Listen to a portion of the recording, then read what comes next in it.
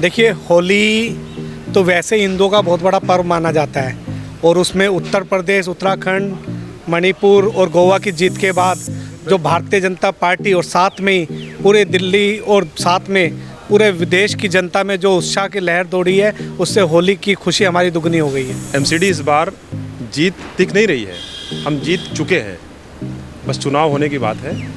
क्यों? उसकी वजह ये है, एक जो यहाँ पे दिल्ली में एक मक्कार चीफ मिनिस्टर बैठा हुआ है, वो व्यक्ति क्या कर रहा है, सिर्फ पोस्टरों में, अखबारों में इसमें काम हो रहा है, धरातल पे दिल्ली में कुछ काम नहीं हो रहा है। देखिए, होली तो वैसे हिंदुओं का बहुत बड़ा पर्व माना जाता है और उसमें उत्तर प्रदेश, उत्तराखंड, मणिपुर और गोवा की जीत के बाद जो भारतीय जनता पार्टी और साथ में ही पूरे दिल्ली और साथ में पूरे विदेश की जनता में जो उत्साह की लहर दौड़ी है, उससे होली की खुशी हमारी दुगनी हो गई है।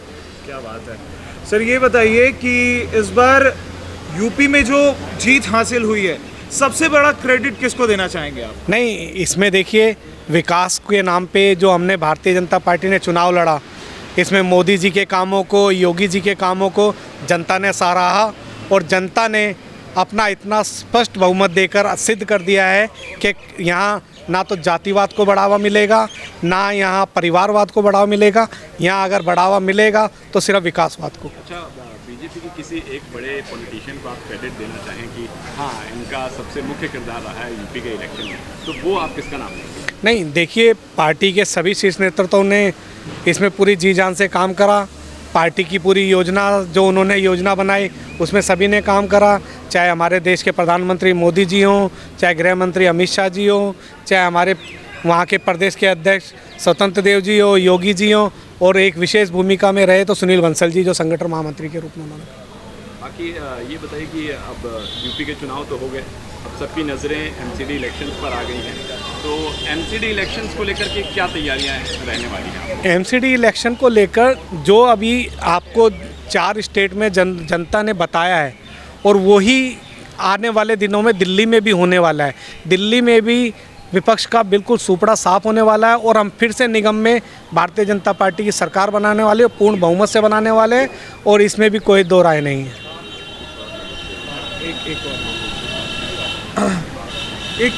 ये बताइए सर कि इस बार 5 राज्यों में चुनाव हुए, उसमें से 4 में तो बाजी मार गई बीजेपी, एक क्यों चूक गई? देखिए, एक में भारतीय जनता पार्टी का हमारा पहले वहाँ अकालियों के साथ गठबंधन में काम करता था, लेकिन अब गठबंधन नहीं है, तो पार्टी धीरे धीरे वहाँ अपना खुद का एक वजूद बनाने में सक्षम हुई है और पहले के मुकाबले भारतीय जनता पार्टी का वोट बैंक बढ़ा है। ये आप कहीं का भी वोटिंग परसेंटेज निकाल के देख सकते हैं, और आने वाले समय में हम पंजाब में भी अपना झंडा फहराएंगे, ऐसा मुझे विश्वास है। सर, क्या लगता है कि किसान आंदोलन जो था वो बड़ा फैक्टर रहा बीजेपी की हार के पीछे पंजाब में? नहीं, ऐसा नहीं है। किसान आंदोलन होता तो लखीमपुर जैसी जगह पे भी भारतीय जनता पार्टी जीती है, जहां कहा जाता था किसानों ने विरोध किया और इतना वहां पे आपके सामने विवाद, लेकिन किसानों ने पूरा जन समर्थन देके प्रॉपर लखीमपुर सीट की जीत को भी जिता कर दिया है। तो आप इससे किसान आंदोलन का कोई इसमें रोष नहीं है। ये तो एक आती है कभी कभी वेव ऐसी किसी ना किसी की, भारतीय जनता पार्टी की सब जगह चल रही थी, कहीं पे उसकी आ गई। क्या लगता है इस बार यूपी में जो इतनी बड़ी जीत हासिल हुई है बीजेपी को, उसका असर एमसीडी में दिखेगा? देखिए, पहले तो आपको होली की बहुत ढेर सारी शुभकामनाएं। दूसरी चीज़, जो यूपी नहीं, हिंदुस्तान के 4 राज्यों में चुनाव हुआ है, वो प्रचंड जीत ही दिखा रही है कि भारतीय जनता पार्टी और हमारे देश के यशस्वी प्रधानमंत्री मोदी जी की लहर कितनी है। एमसीडी इस बार जीत दिख नहीं रही है, हम जीत चुके हैं, बस चुनाव होने की बात है। क्यों? उसकी वजह ये है, एक जो यहाँ पे दिल्ली में एक मक्कार चीफ मिनिस्टर बैठा हुआ है, वो व्यक्ति क्या कर रहा है, सिर्फ पोस्टरों में, अखबारों में इसमें काम हो रहा है, धरातल पे दिल्ली में कुछ काम नहीं हो रहा है। अब दिल्ली की जनता समझ चुकी है उसके नकारापन के। वो व्यक्ति पंजाब में कुछ और बात करता है, दिल्ली के साथ कुछ और बात करता है, सबको समझ में आ रहा है, जनता समझदार हो चुकी है। इस बार एमसीडी में चुनाव जैसे ही होंगे, रिजल्ट जो आएगा आप देख लेना कि भारतीय जनता पार्टी और मोदी जी की नीतियों में, जो नीतियां आज तक हर घर को उन्होंने अनाज पहुंचा दिया, हर घर के अंदर नल से जल पहुंचा दिया, मगर एक दिल्ली का नकारा मुख्यमंत्री मोदी जी की योजनाओं को भी रोक के बैठा है, जनता को न मिले। तो जनता समझदार है। सर आप जिस मुख्यमंत्री को नकारा कह रहे हैं, उन्हीं की नीतियां जो थी उसी को अब पूरा सारी पार्टियां उसी नीतियों को कॉपी कर रही है, ऐसा नहीं लगता? बिल्कुल नहीं लगता। भारतीय जनता पार्टी की खुद की नीति है, खुद की सोच है, खुद का विज़न है। आज हिंदुस्तान को दुनिया के पटल पे छा दिए हैं मोदी जी ने। तो भारतीय जनता पार्टी की नीतियाँ वो किसी कॉपी नहीं करती नीतियों के। अगर आम आदमी पार्टी की आप बात कर रहे हैं और केजरीवाल की बात कर रहे हैं, अगर उसकी नीतियों को हम कॉपी करने चले जाएंगे तो सिर्फ कागज़ों में हम भी काम करेंगे, फिर धरातल पे काम कुछ नहीं होगा। शीला दीक्षित जी ने 3 भाग में बांट दिया था एमसीडी को, आप लोग चाहते हैं कि ये फिर से एक हो जाए, तो अगर ऐसा होता है तो क्या काम ज़्यादा होगा? देखिए, सीधी सी बात है कि जो एक प्रपोजल दिया गया है, एक जो टॉप लीडरशिप ने सोचा होगा तो कुछ सोच समझ के सोचा होगा और जनता के हित में सोचा होगा। उससे मैं बहुत ज़्यादा टिप्पणी नहीं करना चाह रहा हूँ। जैसे ही होगा अपने आप आपको दिख जाएगा, क्योंकि भारतीय जनता पार्टी अगर किसी चीज़ की मांग करती है तो बहुत सोच समझ के विचार होता है। वो सिर्फ और सिर्फ जनता के हित में काम होता है, अपने खुद के हित के लिए काम नहीं होता। जैसे केजरीवाल साहब सिर्फ अपने हित के लिए सोचते हैं, जनता के लिए नहीं सोचते हैं वो। देखिए, पहली बात तो ना, जिन लोग को ये नहीं पता कि एमसीडी वर्कआउट कैसे करती है, उस चीज़ को समझना ज़रूरी है। केजरीवाल जी का बहुत बड़ा रोल आता है फंड्स में। डेमोक्रेटिक स्ट्रक्चर क्या कहता है कि जहाँ लोकल बॉडी होती है एमसीडी, उसको जो फंड देना है वो दिल्ली सरकार से देना। मेरे पास कई सारे ऐसे आंकड़े हैं जिनके फ़ंड मैं आपको लगातार दिखा सकता हूँ। पिछले 3 सालों से उन फंड के नाम पर 0 पैसा दिया है अरविंद केजरीवाल ने। सिर्फ बेसिक टैक्स के आधार पर एमसीडी चल रही है। ना पेंशन दे पा रहे हैं, ना निगम को वेतन दे पा रहे हैं। अगर पार्कों का पैसा है तो वो नहीं दे रहे हैं, नालियों का सफाई का पैसा है तो वो नहीं दे रहे हैं। जबकि एमसीडी ही किसी क्षेत्र की लोकल बॉडी, उस क्षेत्र की जान होती है, उसी को साफ़ सफाई रखनी है, उसी को। अब दिल्ली सरकार को तो इतने एम्प्लॉय नहीं संभालने हैं ना, लेकिन अगर साफ़ सफाई के लिए आपको एम्प्लॉय चाहिए तो उसको तनख्वाह भी देनी पड़ेगी, सैलरी भी देनी पड़ेगी। जब हम उनसे डिमांड करते हैं तो उनके पास जवाब नहीं होता, हम धरना देते हैं तो हमसे मिलने नहीं आते, दिल्ली से बात करो तो कोई उनसे कम्युनिकेट नहीं करता। आज भी उनको 13,000 करोड़ एमसीडी का देना है, उस पर उनका कोई जवाब नहीं है। एक तरह से उनका जो आइडिया ऑफ पॉलिटिक्स है वो है एनार्किज्म। वो कैसे खेलते हैं कि इसी तरीके से मैं निगम को पंगु कर दूं, मैं इनको पैसा ना दूं, मैं इनको फंड ना दूं और इनको इस तरीके से लाचार स्थिति में मैं ले आऊं कि जब इलेक्शन की बारी आएगी तो ये बोलेंगे जी आपने तो एमसीडी में कुछ किया ही नहीं और हम इनको फंड रोक के बैठे हैं। तो मुझे लगता है बहुत बुरी स्थिति में पहली बार ऐसा हुआ है। शीला दीक्षित भी यहाँ की चीफ मिनिस्टर रही हैं, तब भी बीजेपी की एमसीडी रही है। आपने कभी ऐसी कोई टसल नहीं देखी होगी, आपने कभी कोई ऐसी लड़ाई नहीं देखी होगी। तब भी एमसीडी बड़े अच्छे से काम करी थी। पहले एमसीडी यूनिफाइड ही होती थी, शीला दीक्षित ने उसका ट्राइफर्केशन कर दिया, लेकिन कोई टसल नहीं थी। चीफ मिनिस्टर के बीच में और मेयर के बीच में कोई टसल नहीं होती थी। बट ऐसा कैसा चीफ मिनिस्टर आ गया कि जो अपनी लोकल बॉडी को ही नहीं संभालना चाहता है, एमसीडी को काम ही नहीं करने देना चाहता है, वो वॉलंटरीली हर चीज़ में इंटरप्शन क्रिएट करके सिर्फ एमसीडी को बदनाम करने का काम कर रहे हैं। आज हाल फिलहाल में मुझे ऐसा ही लगता है केजरीवाल जी को देख। काम नहीं होते तो एक चीज़ मैं कहना चाहूँगा कि ठीकरा फोड़ने का काम देखा गया है। दिल्ली में काम नहीं होते तो अरविंद केजरीवाल कहते हैं कि एलजी नहीं अलाउ कर रहा। अभी आप कह रहे हैं कि टैक्स नहीं मिल रहे अरविंद केजरीवाल से, इसलिए निगम पार्षद काम नहीं कर सकते। तो ऐसा है कि ठीकरा फोड़ने का सिलसिला कब तक चलेगा? चलिए केजरीवाल जी पे आ जाते हैं। केजरीवाल जी कहते हैं कि एलजी पर इंटरप्शन करते हैं, सेंटर काम नहीं करने दे रही। अगर सेंटर काम नहीं करने दे रही तो फिर दिल्ली के मॉडल को पंजाब में कैसे बेच पा रहे हैं? फिर वो विज्ञापन पे 1650 करोड़ कैसे खर्च कर पा रहे हैं?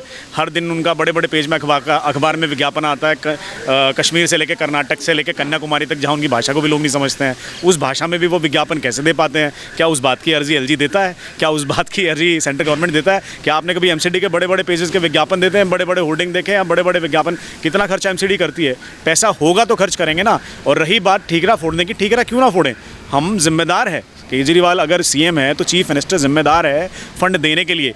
किसी भी क्षेत्र में, किसी भी स्टेट में लोकल बॉडी को पैसा देना वहाँ के चीफ मिनिस्टर की, वहाँ की स्टेट गवर्नमेंट की जिम्मेदारी है। और हम सिर्फ ठीकरा नहीं फोड़ रहे हैं। आप मुझे कहेंगे तो मैं आपको अगले इंटरव्यू में सारे डेटा, सारे डॉक्यूमेंट बाई चांस दिखा दूंगा जो हमने आरटीआई फाइल करके निकाले हुए हैं। टैक्स कलेक्शन के मामले में 0 0 0 0 0 0, 3 साल से कलेक्शन 0, 3 साल से फंड 0, बारात घरों का फंड 0, पार्कों का फंड 0। अगर फंड ही नहीं दोगे, अगर मैं आपको पैसा ही नहीं दूंगा तो एमसीडी काम कैसे करेगी। और यही वो चाहते हैं डिपिक्ट करना पूरी दुनिया में कि एमसीडी काम कैसे करे। अगर केजरीवाल को सेंट्रल गवर्नमेंट काम नहीं करने देती तो मैं गारंटी के साथ कह सकता हूँ ना तो विज्ञापन कर पाते, ना वो दिल्ली का मॉडल बोल पाते। वो तो बोल रहे हैं ना, हम स्कूल कर रहे हैं, हम ये कर रहे हैं, फ्रीबीज कर रहे हैं, फिर वो बिजली की सब्सिडी कैसे पे कर पा रहे हैं अगर उनको सेंट्रल गवर्नमेंट रोक रही है। तो पानी की फ्रीबीज कैसे पे कर पा रहे हैं, सेंट्रल गवर्नमेंट रोक रही है। वो इलेक्ट्रिक बसेस भी तो खरीद रहे हैं, मतलब खरीद तो 7 साल से रहे हैं, लेकिन हर बार वो पैसा तो लुटा ही रहे हैं ना। तो ये तो हमें ना कहिए कि सेंट्रल गवर्नमेंट उनके काम में इंटरप्शन करती है। एमसीडी के काम में वो इंटरप्शन है, एमसी के काम में वो रोड़ा है, और वो विजिबल है, वो डेटा पर है, वो कागजों पर है, वो आरटीआईज में है। 5 राज्यों में से 4 राज्यों में बीजेपी ने अपनी सरकार बना ली है। एक राज्य छूट गया है, उस राज्य में अभी भगवत मान जी अपनी सभा करने वाले हैं, और जहां पर वो सभा करने वाले हैं वहां पर फसलों का नुकसान होने वाला है, और जिनकी फसलों का नुकसान होगा उन्हें मुआवजा भी दिया जाएगा। इस चीज़ को आप किस नज़रिए से देखते हैं और क्या टिप्पणी होगी आपकी इसके ऊपर? देखिए, केजरीवाल नेता बन के कॉमेडी कर रहे हैं और वो कॉमेडी करके नेता बन रहे भगवंत मान। तो हम तो उनको भगवंत मान कहते नहीं, हम तो उनको पैगवंत मान कहते हैं। अब हमें नहीं पता वो कितनी देर तक वो शराब से दूर रह पाएंगे जिसको वो नशा मुक्त करना चाहते हैं। आपको कोई भरोसा नहीं, थोड़े दिन में विधानसभा में वो आदमी सेट होकर खड़ा होगा माइक के ऊपर और दो पैक की बातें करेगा। सो मुझे लगता है कि एक तो बहुत फ़नी सिचुएशन पंजाब के साथ हुई है कि उन्हें घनघोर शराबी को, और ये मैं नहीं कह रहा हूँ, पार्लियामेंट में उनके साथ बैठने वाले एक सांसद ने अपील लगाई है स्पीकर को कि आप मेरी कुर्सी भगवंत मान जी से दूर कर दें क्योंकि इनके मुँह से शराब की स्मेल आती है। और आपने 3-4 बार उनकी जो स्पीचेस शुरू होंगे तो वहाँ नशे में खड़े होकर कह रहे हैं मैं तो मान साहब, खुद को मान साहब बोलता हूँ। तो आप ऐसे आदमी को चीफ मिनिस्टर बना रहे हैं, वो बनने से पहले 2.5-3 करोड़ रुपए वहाँ खर्च कर रहा है। वो सीएम सदन के बाहर भी इस इवेंट को कर सकता था, 10-15-20 लाख रुपए में शपथ समारोह का कार्यक्रम हो जाता है, लेकिन नहीं, उनको गाँव में जाना है।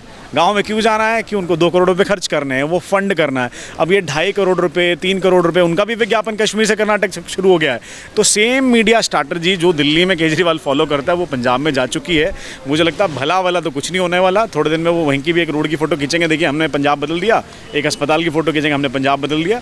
तो पंजाब को मैं यही कहना चाहता हूँ, दिल्ली है, हम दिल्ली वासी भाई, हम झेल चुके हैं, आपकी बारी है, आप भी समझ जाओगे।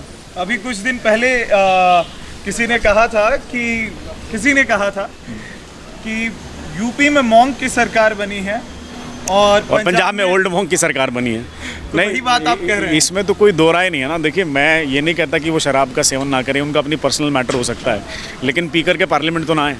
मेरा उनसे अभी भी यही अभिप्राय है, आप सीएम बन गए, हम तो आपको शुभकामनाएं देते हैं, कम से कम आप शराब का सेवन अपने घर में जाके करें।